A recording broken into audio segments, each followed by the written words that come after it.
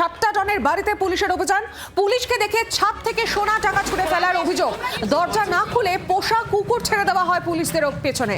বাধা কাটিয়ে বাড়িতে ঢুকে তল্লাশি চালায় পুলিশ এবং উদ্ধার হয়েছে বাড়ি থেকে প্রায় 12.5 লক্ষ টাকা, 1.5 কেজি সোনা। পলাতক ডন বাপি আটক করা হয়েছে 2 আত্মীয়কে।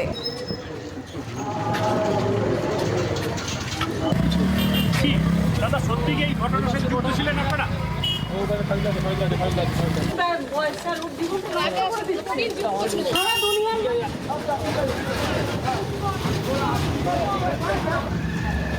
দাদা সত্যি কি এই ঘটনার সাথে যুক্ত ছিলেন আপনারা? যে ছবি আপনারা দেখছেন উত্তরপাড়ার 7টা ডনের বাড়ি, যেখানে পৌঁছে গিয়েছিল জি 24 ঘন্টা। আরো বিস্তারিত জেনে নিই, সঙ্গে রয়েছেন আমাদের প্রতিনিধি বিধান সরকার।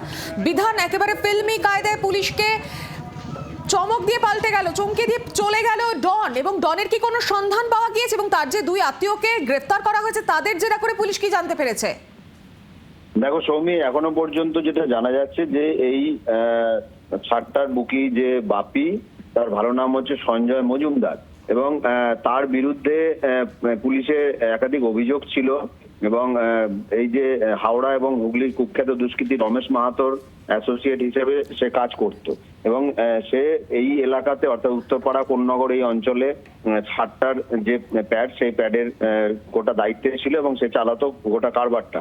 এবং পুলিশ কালকে রাতে তার বাড়িতে যখন অভিযান চালায়, সেই সময় পুলিশ বাধা পায়। তার বাড়িতে প্রথমে ঢুকতে পারেনি, সেখানে তার যে পোষ্য কুকুর, সেই কুকুর ছেড়ে দেওয়া হয়। পাশাপাশি তার বাড়িতে যে টাকা পয়সা ছিল, টাকা এবং সোনার গয়না, সেগুলো ছাদ থেকে ফেলে দেওয়া হয়।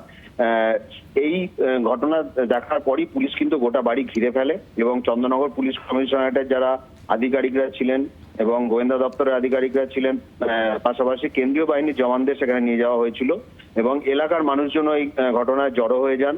তারপরেই কিন্তু পুলিশ ওই বাড়িতে ঢোকে এবং ঢুকে তল্লাশি চালায়। তল্লাশি চালিয়ে প্রায় 12.5 লক্ষ টাকা নগদ সেটা উদ্ধার করেছে। পাশাপাশি প্রায় 1.5 কেজির মতো সোনা, যেটা জানা যাচ্ছে এখনো পর্যন্ত 1.5 কেজির মতো সোনা উদ্ধার হয়েছে।